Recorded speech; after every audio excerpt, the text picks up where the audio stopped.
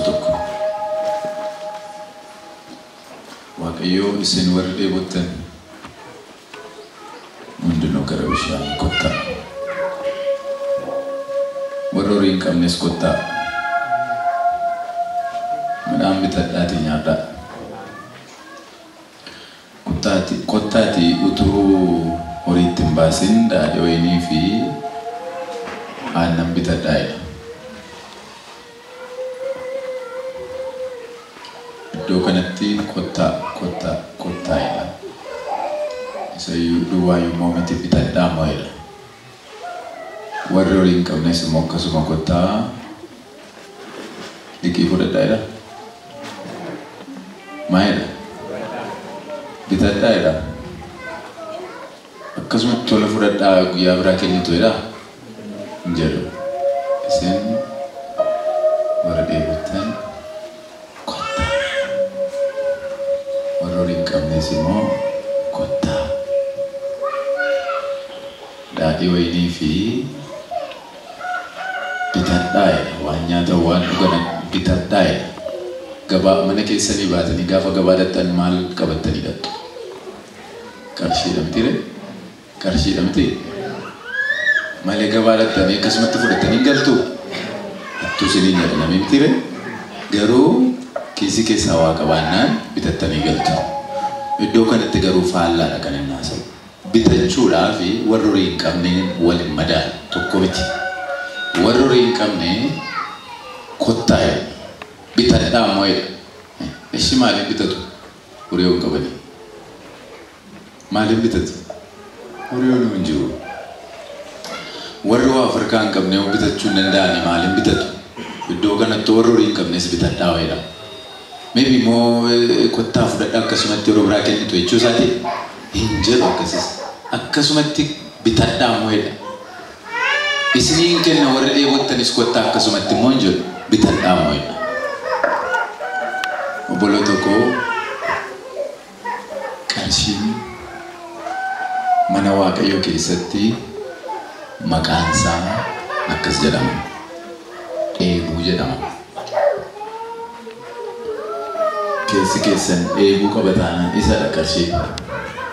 Namni dheebuu hin qabne dhuguu hin danda'u. Namni hin dheebonne dhuguu hin danda'u. Namni jireenyi isaa tajaajilli isaa kan inni dhaabbatu gaafa dheebuun isaa dhaabbateedha. Jireenyi hafuuraa keessanii kan inni gogu dheebuu si Waaqayyoof qabdanii gaafa inni gargar citudha. Isa dhagaa qarshii. Isinii galee? Mee warri isinii galee? Dheebuun jedhame qarshiidha jedhama. Dheebuun jedhame qarshiidha jedhama. Dheebuu qabdu taanaani waan hundumaa mana Waaqayyoo keessatti guuttachuudhaaf jirtu. Erga mana jedhee irra lallabaaf na waamne faarfannaan ifa waamame waan ta'eef hundumaa dursaa sagantaa kana sanaaf feere nama Waaqayyoo gooftaan isaa eebbisuu jechuun hin barbaada. Sababiin isaa kottuu saba koo argii naan jedhee yoo xinnaate ji'a 3 guutuu naa bilbilaa ture. Yoo xinnoo ta'e sababiin isaa isin jaallata jechuudha. Baay'ee jaalala isiniif qaba jechuudha. Mee waa'ee isaatiif harka keessan gooftaa walitti buusaa.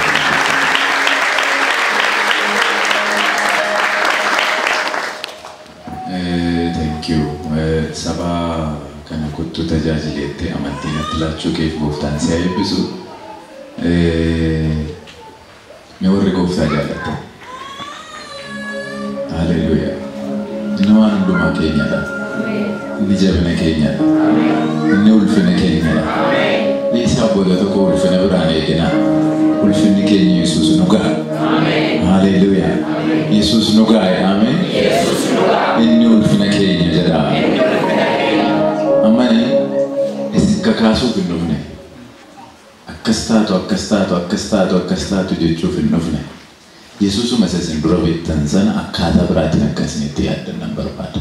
Inni ga'a. Yesuus Kiristoos ga'a. Warra Yesuus kana hin qabneef bu'aa malee isin geessifatoodha. Ameen. Haleluuyaa. Harka keessa walitti bu'uusaati gooftaa isa qalame. Kansa ulfina. Hallelujah. You walk